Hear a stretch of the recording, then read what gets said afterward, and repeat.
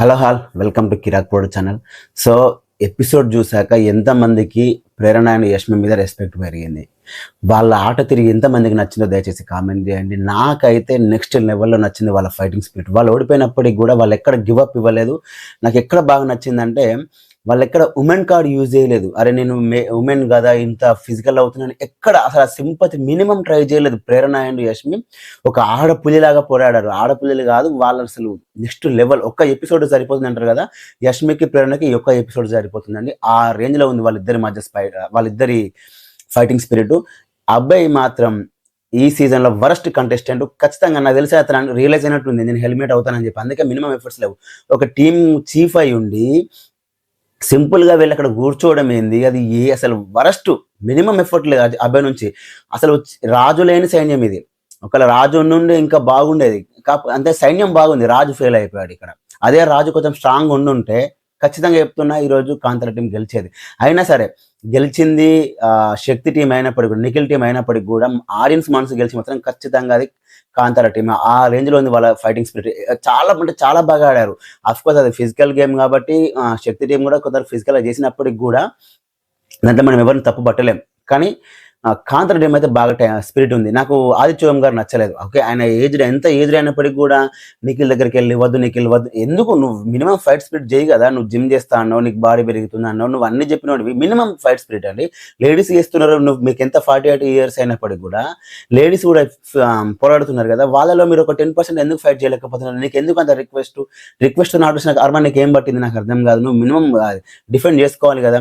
నాగమణి కంటే కూడా చాలా వరకు అయితే బాగానే ఆడాడు. కానీ ఆ వర్డ్స్ ఏవైతే ఉందో నువ్వు ఫిజికల్గా అవుతున్నావు అంటే తప్పదు, అది గేమే ఫిజికల్ కదా. నువ్వు కూడా సీతతో టాస్క్ ఆడినప్పుడు ఫిజికల్ అయ్యావు కదా, నీ బలం అంతా సీత మీద చూపించావు కదా. తనకు కూడా కొంతవరకు అయితే గాయమైంది, ఆమెను రెస్ట్ కూడా ఇచ్చారు కదా. నువ్వేం అక్కడ గేమ్ దగ్గర గేమ్ ఈజ్ గేమ్ అన్నావు కదా, ఇక్కడ కూడా గేమ్ ఈజ్ గేమ్ నాగమణి కంటే. అక్కడ నువ్వు ఇక్కడ ఫిజికల్ అని చెప్పి ఆ వర్డ్స్ ఈ వర్డ్స్ నొక్కి చెప్పకూడదు. ఎందుకంటే నీ పక్కనున్న లేడీసే అంత రౌడ్గా ఆడుతున్నప్పుడు నువ్వు ఒక మేల్ కంటెస్టెంట్, వాళ్ళతో కంపారిజన్ నీ బోన్ స్ట్రాంగ్ ఉంటుంది. మేల్ బోన్ అనేది బాగా స్ట్రాంగ్ ఉంటుంది. సో నువ్వు అది వేయడం కట్ట. ఒకవేళ నీకు పృథ్వీ ప్రాబ్లం అయితే నువ్వు విడివైపు వచ్చి ఆడాల్సింది. నువ్వు పృథ్వీ పక్కన ఎందుకు ఆడాలి? అంత స్ట్రాంగ్. ఇప్పుడు వాళ్ళ ఫిజికల్ స్ట్రెంతే వాళ్ళది, అలాంటి టాస్కే ఇది. అక్కడ కూడా వాళ్ళు పవర్ చూపించకపోతే ఎట్లా? కాకపోతే కొంచెం పృథ్వీ అయితే కొంచెం ఓవర్గా చూపించాడు, అది యాక్సెప్టబులే. కానీ ఆ నాగమణి కంటే అటు అంటే పృథ్వీ పక్కనే ఇలా ఆడాల్సిన రూల్ ఏం లేదు కదా, వేరే సైడ్ నుంచి ఆడొచ్చు అనేది నా పాయింట్. అండ్ మొత్తానికైతే నాకు ఎపిసోడ్ చూశాక యష్మి అండ్ ప్రేరణ మీద హ్యూజ్ రెస్పెక్ట్ పెరిగింది. నాకు చాలా అంటే చాలా బాగా నచ్చింది. అండ్ సీత వెళ్ళి ప్రేరణను పట్టుకుంటే ప్రేరణ కొంతవరకు అయితే కాదని ట్రై చేసింది. కానీ ఈ గ్యాప్లోనే విష్ణుప్రియ వచ్చి ప్రేరణ కొడుతుందండి, చేతులు ఇలా కొడుతుంది. ఏంది అది? అంత రూడ్గా బిహేవ్ చేసింది.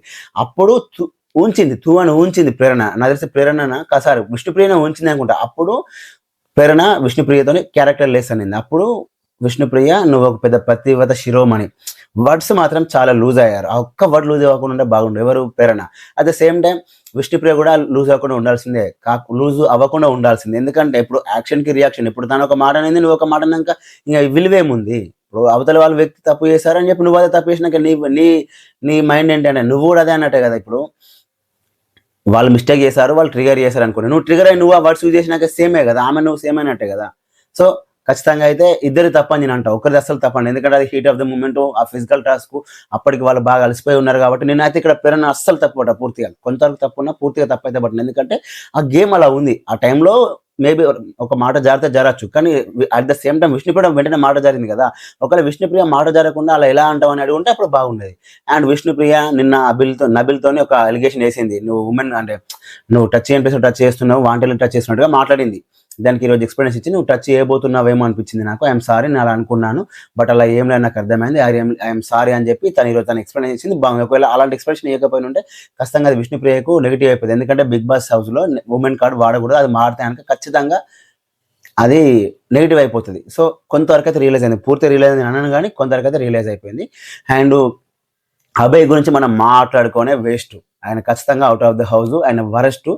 ఖచ్చితంగా చెప్తున్నా అది వరస్ట్ థింగ్ అంతే. యాజ్ ఎ చీఫ్గా ఆయన ఫెయిల్ అయ్యాడు, యాజ్ ఎ కంటెస్టెంట్గా ఫెయిల్ అయిపోయాడు. అనే ద్వారా మినిమం ఎఫర్ట్స్ లేవు. ఇకపోతే సోనియా అయితే ఈయన పేరేంటిది పృథ్వీని అండ్ నిఖిల్ని ఒక కీలు బొమ్మల్లాగా ఆడిస్తుంది. ఇప్పుడు సోనియా రెండు చేతులు ఎవరంటే ఒక చెయ్యి అంటే రైట్ హ్యాండ్ ఏమో నిఖిల్, లెఫ్ట్ హ్యాండ్ ఏమో పృథ్వీ. ఈ రెండు చేతులు ఎలా ఆడిస్తే వాళ్ళిద్దరు అలా ఆడతారు. ప్రాంప్ట్ మన సీరియల్లో హిజ్మలలో ప్రాంప్ట్ ఇస్తారు కదా, మన సోనీ నుంచి ఏ మాట వస్తే నిఖిల్ నుంచి అదే మాట వస్తుంది, ప్రాంప్ట్ వస్తుంది, పర్ఫెక్ట్ వస్తుంది, చిన్న మాట కూడా పక్కకు పోదు. లే అంటే లేవాలి, కూర్చోంటే కూర్చోవాలి, ఆ రేంజ్లో ఉంది సోనియా డామినేషన్. అసలు ఒక దశలో అయితే నిఖిల చీఫ్, సోనియా నా చీఫ్ అనిపిస్తుంది, ఆ రేంజ్లో ఉంది. ఇదైతే కష్టంగా చెప్తున్నా, నిఖిల్ గేమ్ బాగా ఆడుతున్నాడు కానీ ఇదైతే నాకు టోటలీ నెగిటివ్. ఈయనకంటూ ఒక పర్సెప్షన్ ఉండాలి, ఈయనకంటూ ఒక ఒపీనియన్ ఉండాలి. సోనియాని డిమాండ్ చేసి సోనియా చెప్పినాక ఇంకా నిఖిల్ ఎందుకు నాకు అర్థం కావట్లేదు. అసలు నిఖిల్తో అంత అవసరం ఏమున్నది అనిపించింది ఒకటేసారి. ఆ సీత, విష్ణుప్రియ, నైనిక ఏ పాయింట్ అయితే రేజ్ చేస్తున్నారో సోనియాని అన్ని చేస్తుందని, ఇప్పుడు అది నిజమవుతుంది. అక్కడ క్లియర్ కట్గా మన కళ్ళకి కనిపిస్తుంది.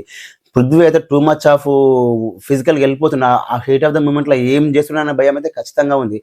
ఎంత ఎవరు కంట్రోల్ చేసినా ఆగట్లేదు. కానీ సోనియా వెళ్ళి ఒకసారి ఇట్లా చెంప మీద చేసి ఇట్లా ఆగురాని సరికి ఆగుతున్నాడు. అంటే ఏంటంటే రిమైనింగ్ చెప్పిన వాళ్ళందరూ వరస్ట్. ఎందుకు అంత వైల్డ్గా వెళ్ళడం అనేది నాకు అర్థం కావట్లేదు. నబిల్ అయితే కొంతవరకు సంచాలక సక్సెస్ అయ్యాడు కానీ ఒకడైతే ట్రిప్ అయ్యాడు. ఎట్లా అంటే ప్రేరణ వచ్చి కింద ఉన్న బాల్స్ని ఒక దగ్గర కలెక్ట్ చేసుకుంటాను, నా బుట్టలో వేసుకుని అన్నప్పుడు నబిల్ వేసుకోమంటాడు. వాళ్ళందరికీ వచ్చి క్వశ్చన్ చేసిన తర్వాత నేనేదో తను ఇప్పుడు వేసుకుంటా తర్వాత వేసుకుంటా చెప్పలేదని చెప్పి నేను సరే అని అన్నాడు. అంటే కొంత స్లిప్ అయినప్పటికి కూడా అదైతే కరెక్ట్ కాదు. ఎందుకంటే ఒకసారి పాస్ వచ్చిందంటే ఎవరు ఏం టచ్ చేయకూడదని రూలు. సో అక్కడైతే నబిల్ కొంతవరకు అయితే ట్రిప్ అని అనిపించింది.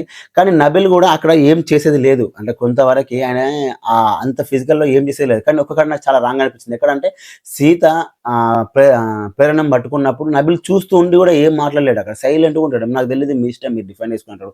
కొంతవరకు అయితే సంచాలకు ఇంత ఫిజికల్గా అవ్వకూడదు, జరగండి అని చెప్పి ఉండాల్సిందని నాకు అనిపించింది. అండ్ సోనీ ఏమంటుంది నబిల్ని, నువ్వు ఎంతైనా మీ టీం కదా, నువ్వు పార్షియాలిటీ చూపిస్తున్నావు, నువ్వు నీ టీం కదా, నువ్వు పార్షియాలిటీ చూపిస్తున్నావు అంటే, అమ్మ సోనియా నువ్వు కూడా బెలూన్ టాస్క్లో నీ టీంకి పార్షియాలిటీ చూపించినావు కదా, నువ్వు ఆరెంజ్ బెలూన్స్ ఆ బాక్స్ లోపలికి పంపించలేదు కదా, నువ్వు పార్షియాలిటీ చూపించినావు కదా, నువ్వు ఓన్లీ అబ్బాయిని చూసావు కానీ నిఖిల్ని ఎక్కడ చూడలేదు కదా, మరి నువ్వు అదే తప్పు చేసావు కదా, మరి నువ్వెలా ఇప్పుడు నబిల్ని అంటావు? అప్పుడు నిన్ను అందరు తప్పు అన్నప్పుడేమో నీ రైట్ అనిపించింది, ఇప్పుడు నువ్వు మాత్రం నబిల్ని ఈజీగా నువ్వు పార్షియాలిటీ చూపించినావు అంటావా? అది ఎంతవరకు కరెక్ట్ అవుతుంది? నేను ఇక్కడ నబిల్ సపోర్ట్ చేయట్లేదు కానీ నువ్వు కూడా అదే తప్పు చేసినావు కదా అంటే, ఒక తప్పు చేసినా నువ్వే, మళ్ళీ ఇంకొక అన్నిటికి రైట్ లేదు. ఇదే మాట సీతనో విష్ణునో అంటే ఒక అర్థం ఉంటుంది, ఎందుకంటే వాళ్ళ మిస్టేక్ చేయలేక నువ్వు యాజ్ ఎ సంచాలక అదే మిస్టేక్ చేసినావు కాబట్టి నీకు ఆ రైట్ అనేది నా దృష్టిలో అయితే మొత్తానికి వెళ్ళలేదు. అండ్ ఓవరాల్గా ఎపిసోడ్ అయితే బాగానే ఉంది కానీ కొంచెం చేపల మార్కెట్ లాగా అనిపించింది. ఎంత వరస్ట్ ఆడారేమో అనిపించింది. అంటే మరి టూ మచ్ అయిపోయింది. ఆ కాన్వర్సేషన్స్ అయినా, ఫైట్స్ అయినా బాగా అంటే బాగా టూ మచ్ అనిపించింది. అల్టిమేట్గా బిగ్ బాస్ కావాల్సింది ఇదే, కొట్టుకోవాలి వాళ్ళు, అదే కావాల్సింది కాబట్టి చేశారు. అలానే జరిగింది ఎపిసోడ్. అంటే పెద్ద పెద్ద పాయింట్స్ ఏం లేవు కానీ నాకు ఎక్కువ ఈ యష్మి అండ్ ప్రేరణ విషయంలో అయితే నాకైతే వాళ్ళను నెక్స్ట్ లెవెల్, వాళ్ళని పొగడకుండా ఉండరు. ఈ ఎపిసోడ్ చూసాక ఎవరైనా వాళ్ళని తిడితే ఇంకా వాళ్ళంత వరస్ట్ ఇంకెవ్వరు ఉండరు. ఎందుకంటే అంతకు మించి పర్ఫార్మెన్స్ ఇంకెవ్వరు ఇవ్వలేరు, ఆ రేంజ్ ఇచ్చారు వాళ్ళ పర్ఫార్మెన్స్. ఓడిపోయినా సరే ఆడియన్స్ మనసు గెలిచింది ఎవరు అంటే ప్రేరణ అండ్ యష్మి.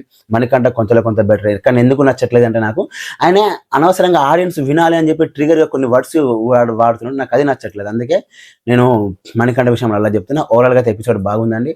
అలాగే వీడియో నచ్చితే కనుక లైక్ చేయండి, మన ఛానల్ సబ్స్క్రైబ్ చేసుకోండి. Thanks for watching.